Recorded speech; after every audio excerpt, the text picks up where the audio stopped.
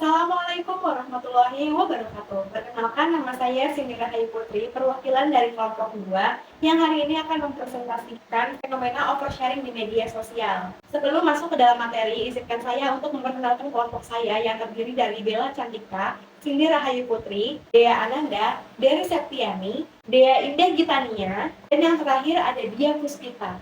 Baik, kita akan langsung masuk ke dalam materinya. Di era saat ini, perkembangan teknologi digital mengubah cara interaksi manusia untuk berinteraksi. Kini, media sosial menjadi ruang publik baru, mulai dari ekspresi diri, identitas, dan juga validasi sosial. Fenomena oversharing di media sosial. Oversharing adalah kecenderungan individu untuk berbagi informasi pribadi secara berlebihan di ruang cyber tanpa mempertimbangkan batas privasi yang wajar. Oversharing mencakup berbagai bentuk, mulai dari curahan hati tentang masalah hubungan, kondisi keuangan, konflik keluarga, konten kehidupan sehari-hari yang bersifat sangat intim. Latar belakang fenomena oversharing.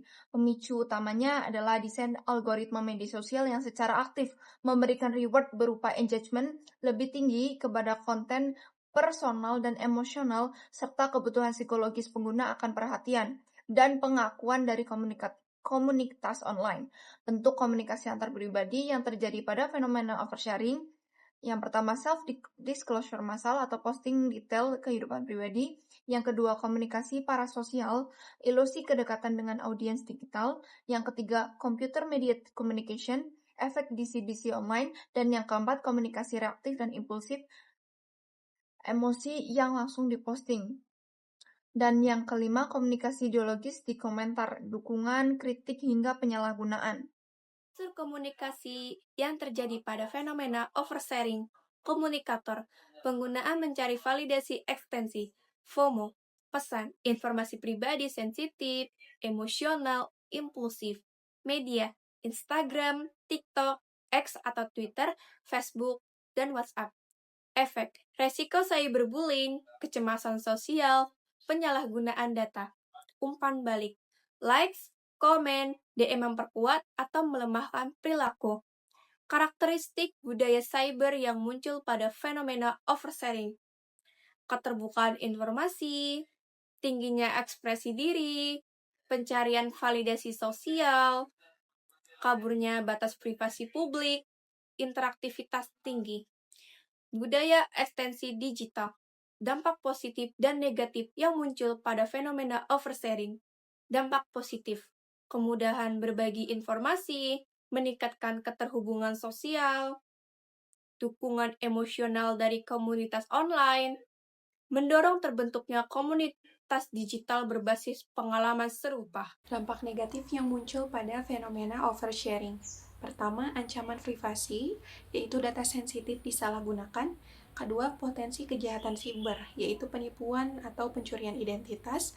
Ketiga, kerentanan psikologis, yaitu komentar negatif, cyberbullying, dan penyesalan. Keempat, konflik sosial, yaitu salah paham, gosip, dan rusaknya hubungan. Dan yang terakhir, gangguan citra diri, yaitu dianggap kurang bijak, reputasi terganggu. Rekomendasi, solusi, atau strategi komunikasi yang tepat. Kesatu ada pause before post, maksudnya jeda sebelum posting konten sensitif. Kedua, filter 3P, yaitu privacy, purpose, people, maksudnya mengevaluasi konten sebelum dibagikan. Ketiga, konteks cloud management, maksudnya pisahkan audiens dan akun pribadi atau profesional. Keempat, digital footprint management, maksudnya kelola jejak digital, hapus konten lama, dan atur privacy. Nah, untuk rekomendasinya, pengguna perlu meningkatkan literasi digital dengan menerapkan prinsip post before post. Evaluasi konten melalui filter 3P, privasi, purpose, dan people, serta mengelola jejak digital secara bijak.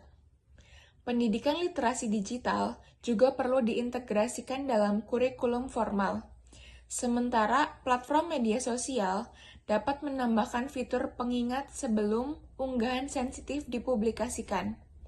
Dengan langkah ini, dampak positif oversharing tetap bisa dirasakan tanpa mengabaikan resiko yang menyertainya. Oke, jadi kesimpulannya teman-teman, pertama, oversharing di media sosial itu bukan sekedar curhat biasa. Ini tuh udah jadi bentuk ekstrim dari pengungkapan diri gara-gara kita dimediasi sama teknologi digital. Kedua, kenapa orang jadi gampang banget overshare? Karena di online itu minim banget isyarat nonverbal. Nggak ada tatap muka, nggak ada ekspresi yang bikin kita ngerem. Jadi batas antara private sama publik tuh kabur banget. Yang ketiga, dampaknya tuh ada dua. Satu, itu sisi baiknya itu kita bisa dapat support dan ngerasa lebih terhubung, tapi sisi buruknya itu serem, privasi kita terancam, rawan kejahatan siber, dan bisa ganggu kesehatan mental kita juga. Intinya oversharing itu kayak pisau bermata dua, jadi kita harus lebih bijak sebelum pencet tombol pause. Nah, dari kesimpulan tadi, kami ngajak teman-teman buat mulai ngefilter apa yang kita share. Ingat, nggak semua hal harus diumbar ke publik. Sekian presentasi dari kelompok kami tentang fenomena oversharing. Mohon maaf kalau ada yang kurang berkenan. Terima kasih banyak atas perhatiannya.